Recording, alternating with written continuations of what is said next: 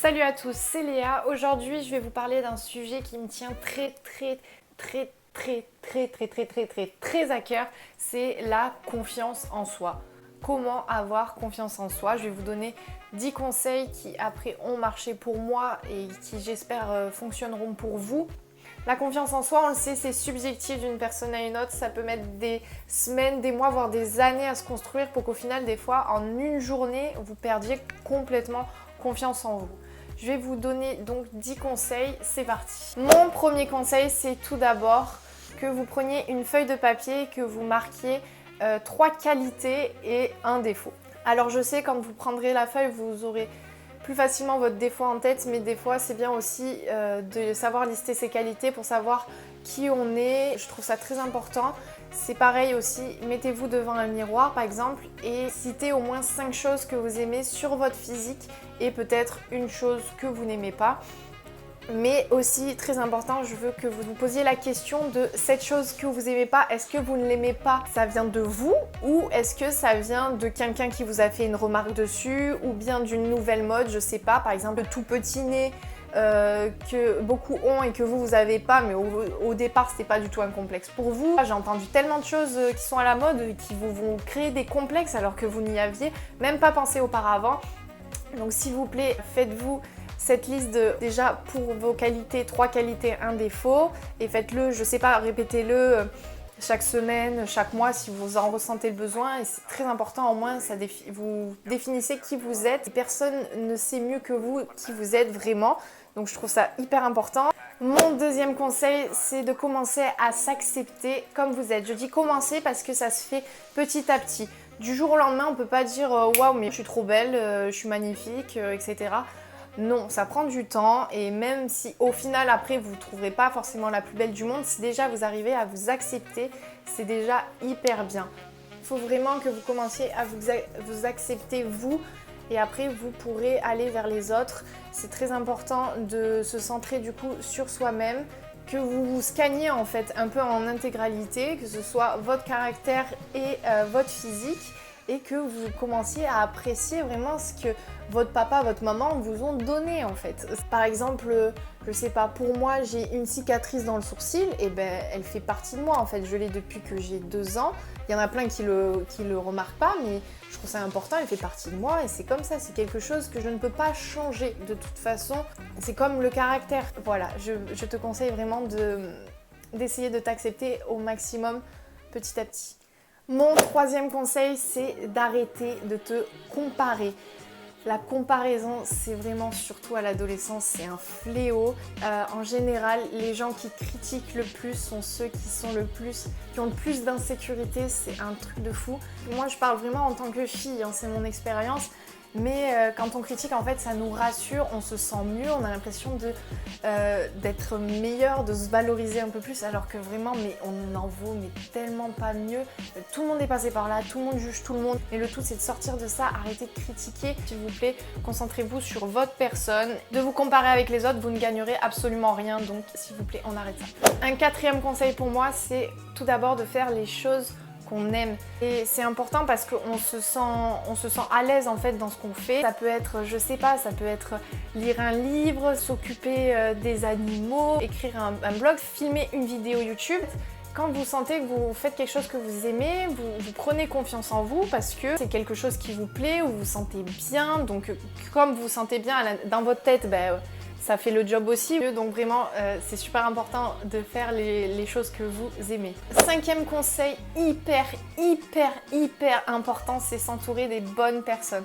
Je sais que quand c'est par rapport à la famille, des fois ça peut être compliqué parce qu'on peut avoir des personnes toxiques dans notre famille. Si vous vous sentez toujours à l'écart, vous ne vous sentez pas écouté, qu'on vous fait des petites critiques par-ci par-là, etc., c'est pas des personnes qui sont bonnes pour vous. En tout cas, ça veut pas dire forcément que ce sont des mauvaises personnes, mais pour vous, ce sont pas des personnes qui vous correspondent. Comme je l'avais dit, en fait, c'est un cheminement, c'est pour ça que j'essaie de le faire un peu dans l'ordre.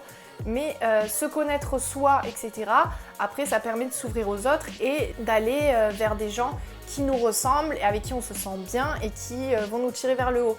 Mais voilà, c'est super important d'être avec des gens qui nous boostent, qui nous inspirent au quotidien, avec qui on se sent bien. Le tout vraiment, c'est de se sentir bien, se sentir à sa place et pas le soir de rentrer et de se dire mais en fait ces personnes, je les supporte pas et tout ça. D'ailleurs, je ne comprendrai jamais pourquoi s'obstiner à vouloir être accepté. Si des gens ne veulent pas t'accepter, ils ne t'accepteront pas en fait.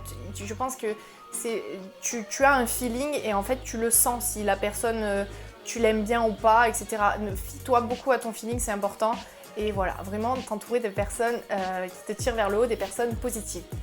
Un autre conseil que j'adore appliquer, enfin j'adore, non parce qu'il me fait extrêmement peur, mais c'est le fait de sortir de sa zone de confort.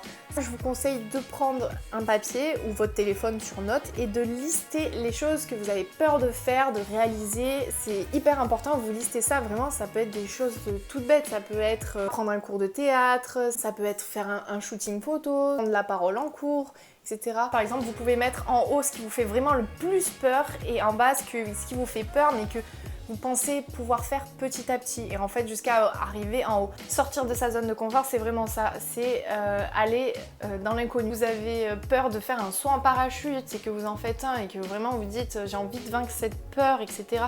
C'est vraiment génial en fait, vraiment, et ça va vous donner confiance en vous en fait. Quand vous sortez de votre zone de confort, c'est là où vous dites mais en fait je suis capable. Et des fois c'est des choses pas énormes et ça c'est votre appréciation. Pour certains ça va être qu'est-ce que c'est facile, etc. Et pour vous, si déjà on se concentre sur vous, concentrez-vous sur vous.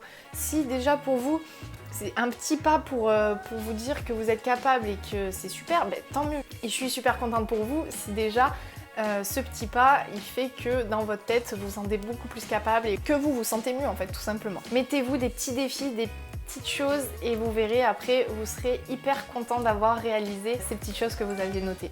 Mon 7e conseil, c'est vraiment d'avoir des pensées positives.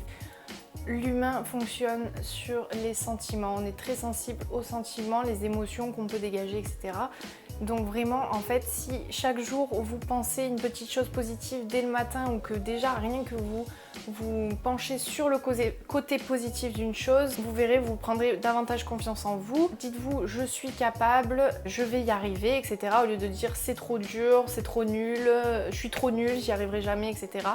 Donc voilà, vraiment, ayez des pensées positives. Ça se construit petit à petit, ça se forge petit à petit pour que chaque jour, au final, vous ne pensiez que positif. Mais en fait, les pensées positives, vraiment, tout démarre de là-dedans. Si vous n'avez pas envie de changer, personne ne fera le job pour vous. C'est pour ça, même si les gens autour de vous vous poussent vers le haut, etc. Si vous, déjà, dans votre tête, vous n'avez pas ce déclic de vous dire maintenant, je vais passer de l'autre côté et penser un peu plus positif et me dire que je suis capable, etc. et que je ne suis pas plus nulle qu'une autre, ça va aller. Voilà. Mon 8e conseil, c'est de faire du sport. Faire du sport, pour moi, c'est hyper important pour aider à prendre confiance en soi. Ça peut être tous les types de sports, ça peut être des sports collectifs comme des sports individuels. Le sport en équipe, ça permet tellement de s'ouvrir aux gens, de se sentir capable, de se sentir boosté par les autres, etc. Et tout seul, quand vous faites par exemple, je sais pas, de la musculation, du fitness, le sport c'est un défouloir. Relâcher toutes les tensions, justement, ce qui vous prend la tête. En fait, le sport, tout ce que ça dégage, l'effort sur soi, etc. Je sais pas, par exemple, si on se pensait pas capable de pouvoir faire 20 pompes au début, qu'on en faisait que 10 et que petit à petit, on arrive jusqu'aux 20 pompes. Voilà, c'est l'évolution, on se sent plus fier, même avec le sport, on se tient plus droit, on a la tête plus haute, on est mieux dans son corps, mieux dans sa tête. Vous vous sentirez super bien à la fin de la séance après avoir bien souffert. Et puis voilà, vraiment, faites du sport, vous verrez, votre confiance en vous, vous en gagnerez. Mon 9e conseil, c'est donc se détacher d'Instagram. Instagram, c'est un business, chacun montre ce qu'il veut.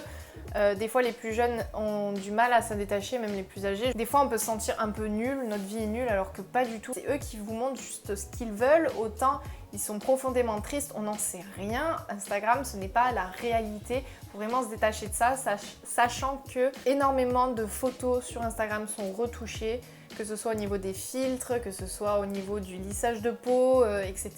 Je sais que quand on est des fois sur l'onglet découvrir, on fait défiler et au final on est là, on s'enfonce petit à petit, on commence à se sentir mal parce qu'on n'est pas comme ci, on n'est pas comme ça, on n'a pas le nez comme ci, on n'a pas les oreilles comme ça, j'en sais rien. Si il y a des comptes sur Instagram qui vous font vous sentir mal, je vous conseille d'arrêter de les suivre, fermez Instagram, posez-vous 2 minutes, faites une chose que vous aimez et recentrez-vous sur vous-même, faites autre chose. Mais donc vraiment, le 9e conseil, c'est de vous détacher d'Instagram et de cette fake reality, si on peut dire ça comme ça.